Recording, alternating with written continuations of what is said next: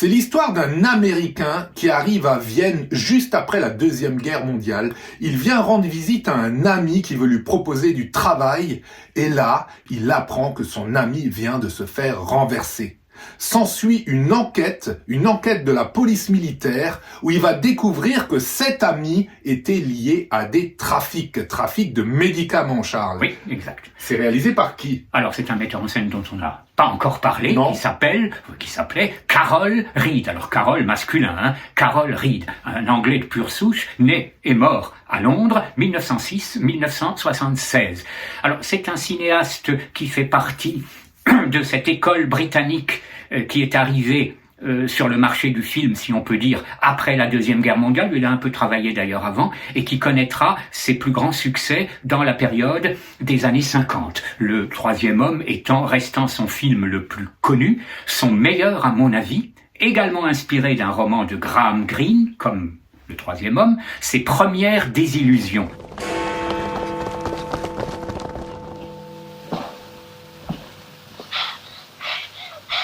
The Fallen Idol, que je trouve remarquable film sur l'enfance, qui fait un peu penser à L'Incompris qu'on a traité. Ah oui. C'est un garçon qui se prend vraiment d'amitié pour le majordome de la maison et qui apprend petit à petit que ce majordome lui a menti. Et donc il mûrit ainsi. C'est remarquable.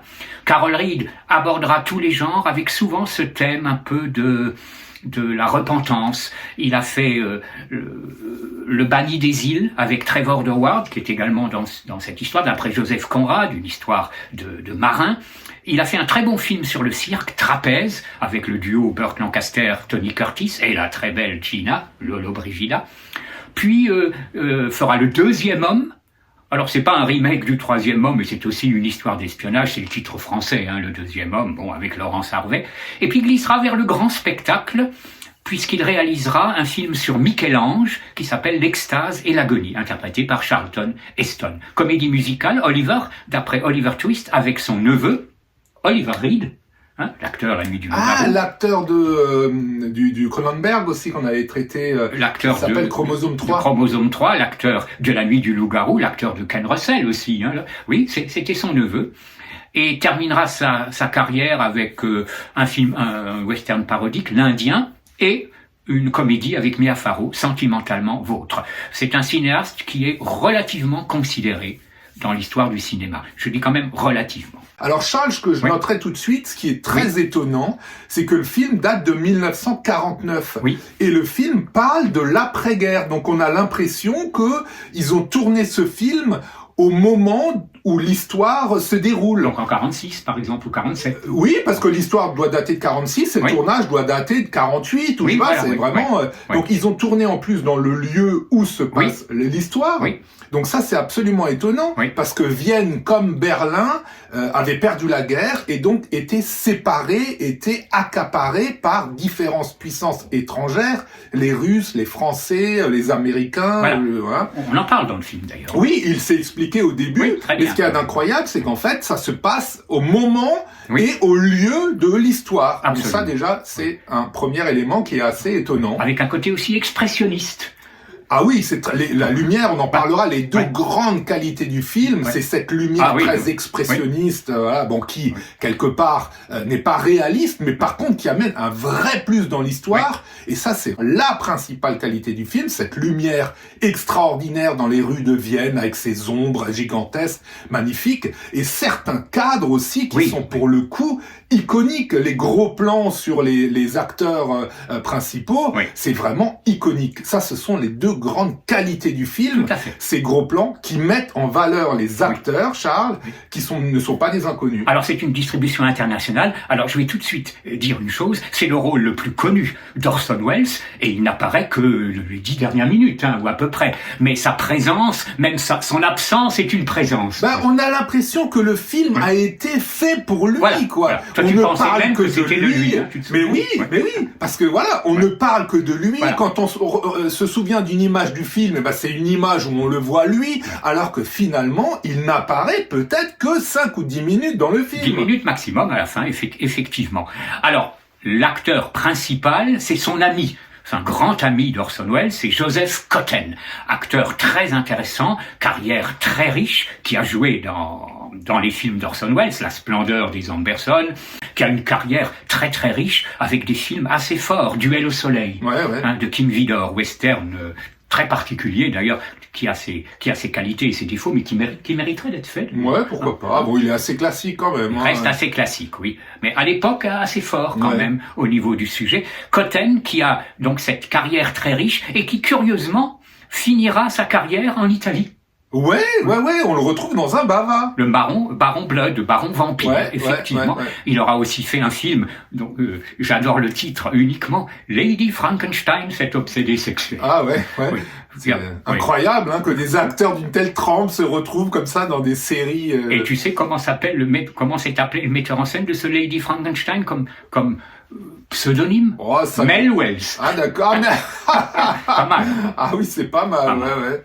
L'autre acteur britannique, alors à 100%, c'est Trevor Howard, acteur fétiche de David Lean, qui a joué dans Brève rencontre, notamment, qui est un classique du cinéma, et qu'on a vu comme le méchant capitaine des révoltés du Bounty.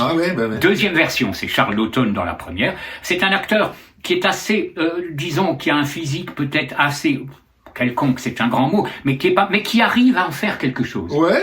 Qui arrive à faire.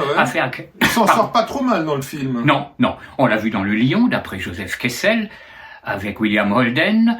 C'est un acteur intéressant. Visconti l'a dirigé aussi dans Ludwig. Il joue le rôle de Richard Wagner, dans Le Crépuscule des dieux. Un acteur intéressant. La femme, c'est une Italienne. Alors, on peut presque dire une des divas du cinéma italien, même si elle est moins connue en France, quoique, c'est Alida Valli. Donc une Italienne qui joue une Tchèque qui se fait passer pour une Autrichienne. C'est un peu compliqué, mais... Tu vois, déjà, l'Europe. Alida Valli, qui a débuté dans les années 30 avec une charmante comédie, Leçon de chimie à 6 heures, qui fera Eugénie Grandet, d'après Balzac, et qui aura sa grande période, là, les années 50, avec notamment le film de Visconti, Senzo, qui reste sans doute son plus beau rôle. On l'a vu chez Dario Argento. Oui. Elle était déjà âgée, elle jouait. Oui. On l'a vu chez Mario Bava dans Lisa et le Diable. De très nombreux films. Elle a même tourné en France, des films en France, une comédie à notre regrettable époux. Bon, c'est pas à conseiller, mais enfin, elle est dedans. Donc, une actrice marquante. Beaucoup d'acteurs allemands aussi, puisque ça a été tourné allemand. Je veux juste citer le portier, très populaire en Allemagne, inconnu en France, Paul Hörbiger. Ah oui, sa tête, moi je l'ai vu, j'ai dit, oula, celui-là me dit quelque chose. Avec il a un visage très reconnaissable. Il y en a d'autres. Voilà, donc une distribution cosmopolite. Alors la distribution est cosmopolite, par contre le jeu, il y a vraiment à redire. Alors j'avoue que moi, j'ai trouvé le jeu complètement artificiel. J'ai trouvé Joseph Cotten, mais alors franchement, il était il était fade. La femme, j'oublie toujours son nom. Enfin, tout le temps en train de parler. Oh, c'est mon amour. Enfin, vraiment, c'est pas du tout crédible. J'étais complètement horripilé par le jeu des acteurs. You? Me? Don't be such a fool, of course. Et tout d'un coup, est arrivé sur son cheval blanc, Orson Welles.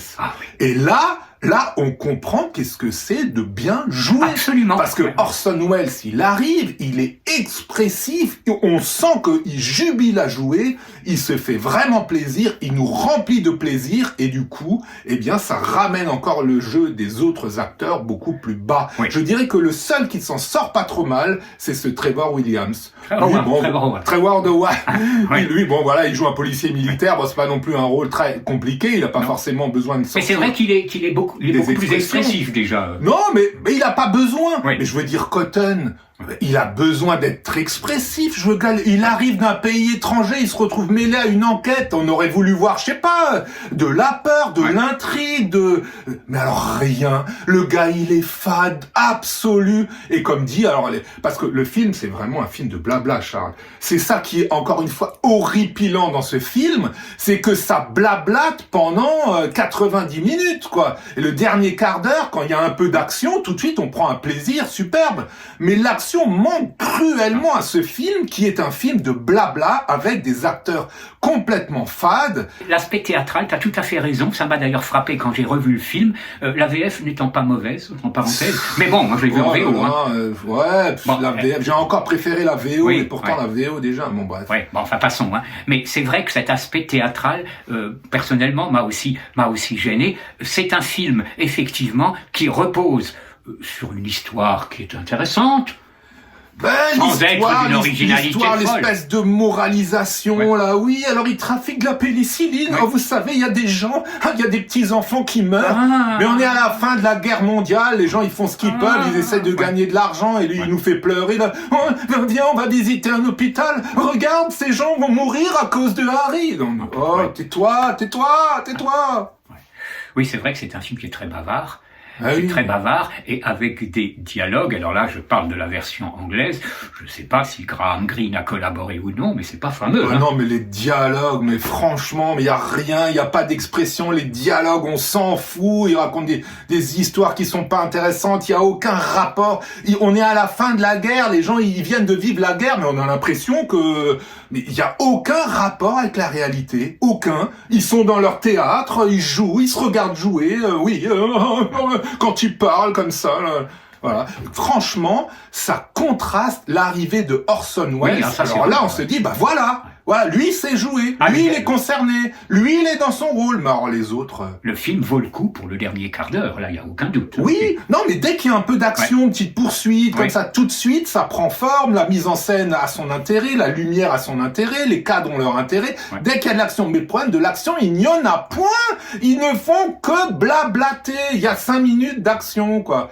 Et à la fin, il y a cette poursuite dans les égouts qui est très belle. Très bien. Alors, des fois, il y a des plans iconiques. C'est ça qui est marrant, parce que pour moi, le film, il avait une réputation. Je veux dire, à chaque fois, j'avais vu des photos du film ou des extraits. Grand Prix du Festival de Cannes. Et quand on voit un extrait ou quand on voit une photo, on est éberlué parce qu'il y a des moments, effectivement, avec les cadres et la lumière, ils arrivent à faire des choses extraordinaires. Moi, je dirais, ce passage à la fin où Orson Welles est en train de mourir et qui passe les doigts à travers la plaque d'égout où ses doigts sentent la liberté, on sent l'ambiance du vent et lui, il est prisonnier à l'intérieur. Ça, c'est une séquence qui doit rester dans l'histoire du cinéma. Elle est incroyable. Il y a tout, il y a le jeu, il y a la lumière, il y a la signification, il y a tout.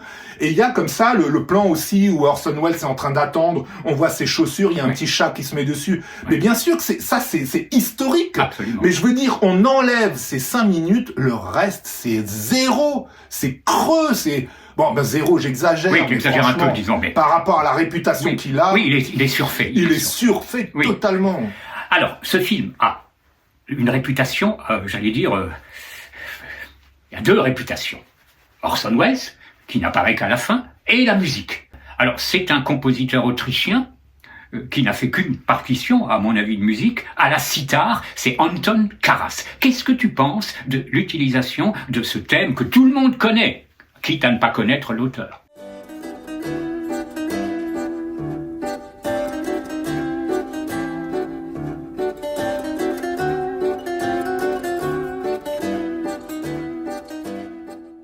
Alors là, on est exactement dans le problème de ce film.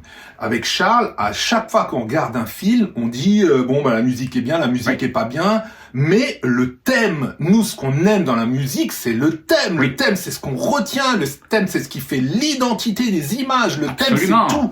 Et là, le thème, il est incroyable. Le thème, il reste dans l'histoire du cinéma. Tout le monde connaît maintenant cette musique. Tout le monde connaît cette musique, quitte à ne pas l'identifier, mais tout le monde connaît. Oui. Alors, maintenant, là où le bas blesse, cette musique qui est iconique, cette musique qui est incroyable. Premièrement, il y a juste le thème. Après, les variations, il fait pas beaucoup. Et puis l'instrument, c'est pas trop emmerdé. Il n'y en a pas beaucoup dans les musiques. Il n'y en a pas beaucoup, Mais, moi, je vous fais un pari.